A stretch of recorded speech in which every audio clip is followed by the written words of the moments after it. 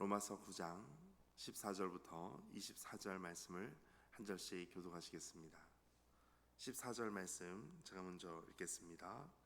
그런즉 우리가 무슨 말을 하리요? 하나님께 불의가 있느냐? 그럴 수 없느니라.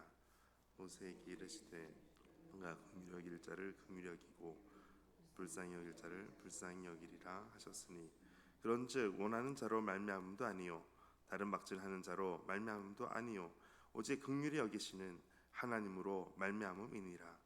성경이 바로에게 이르시되 너가 이 일을 위하여 너를 세웠으니 곧 너를 말미암아 내 능력을 보이고 내 이름을 온 땅에 전파되게 하려 함이라 하셨으니, 그런즉 하나님께서 하고자 하시는 자를 긍휼히 여기시고 하고자 하시는 자를 완악하게 하시느니라. 내가 내게 말하기를 너희 하나님이 어찌하여 허물하시느냐? 누가 그 뜻을 대적하느냐 하리니, 이 사람아 너가 누구이기에 감히 하나님께 반문하느냐?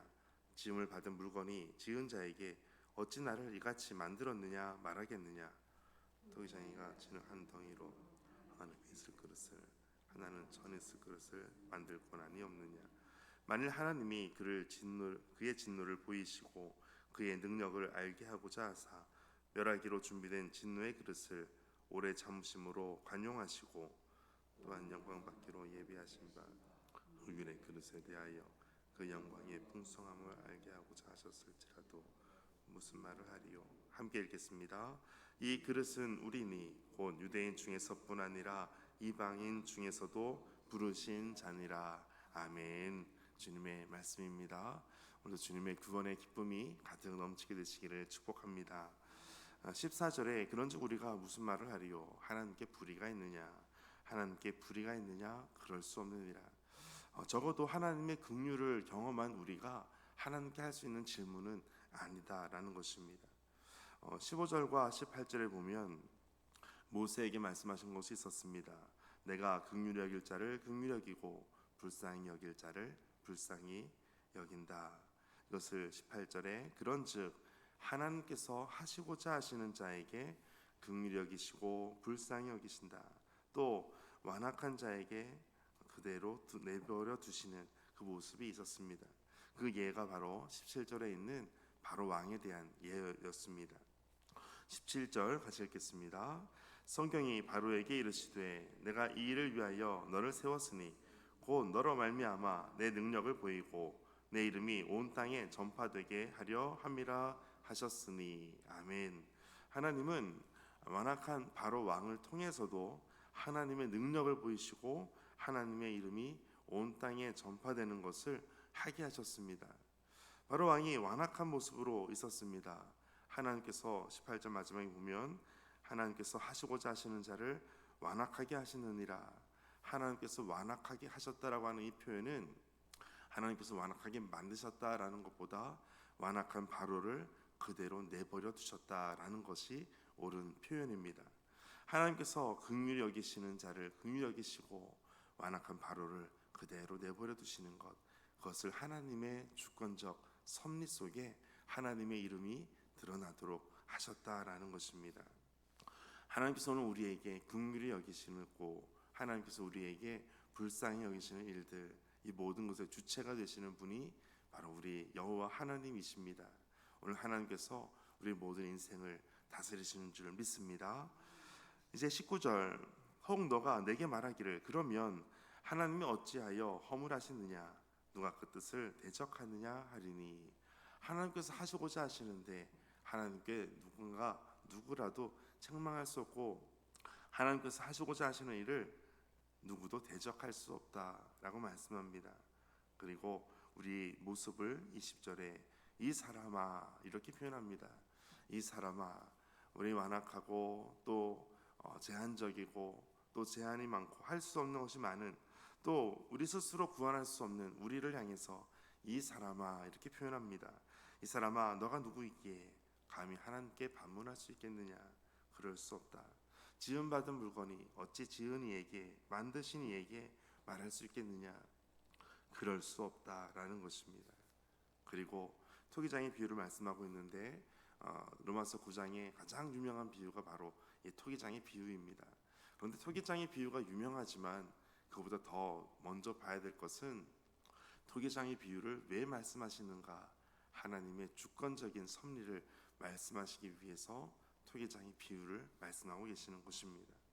21절 토기장이가 진흙 한 덩이로 하나는 귀에 쓸 그릇을 하나는 천에 쓸 그릇을 만들 권한이 없느냐. 진흙 한 덩이다라고 하는 것은 같은 가치를 말하고 있습니다. 그런데 귀에 쓸 그릇을 또 천에 쓸 그릇을 만든다. 다양한 목적으로 만들어 가십니다. 하나님은 모든 사람을 동일한 가치로 만들어 주셨습니다.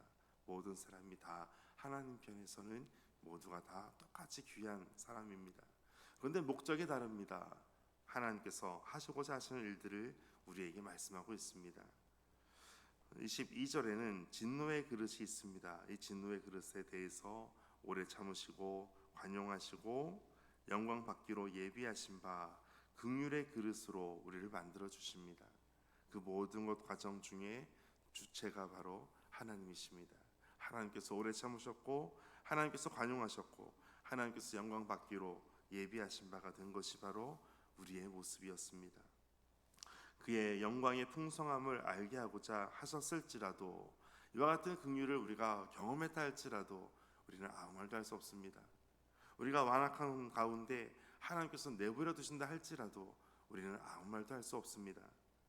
그런데 24절 이 그릇은 바로 우리다라고 말씀합니다. 유대인 중에서뿐 아니라 이방인 중에서도 부르신 자니라. 아멘. 예전에 제가 군에 있을 때 이등병 때였습니다. 포상휴가라는 것이 있습니다. 무엇인가 잘했을 때 휴가를 받아서 갈 수 있는 특권을 갖게 됩니다. 휴가증을 받게 됩니다. 제가 이등병 때에는 누가 저 휴가증을 잘 받을 수 있을까? 저 포상휴가증 누가 받을 수 있을까? 받으면 참 좋겠다. 그런 생각을 했습니다.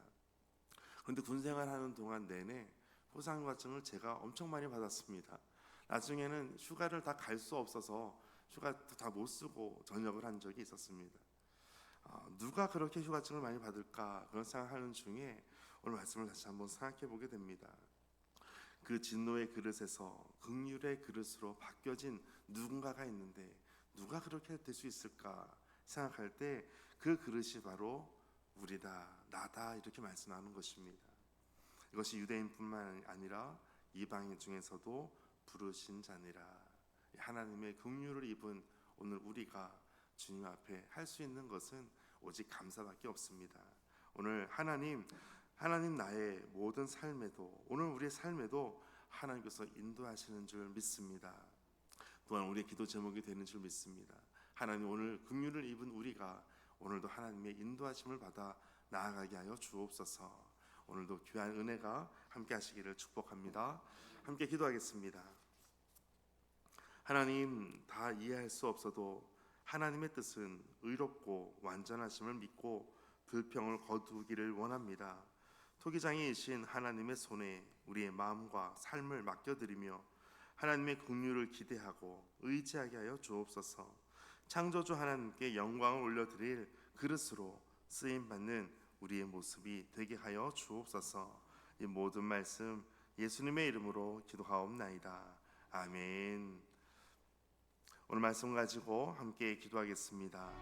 하나님, 오직 우리가 하나님의 긍휼을 입은 자로 날마다 하나님께서 우리에게 말씀하시는 그 말씀의 언약대로 오늘도 나아가게 하여 주옵소서.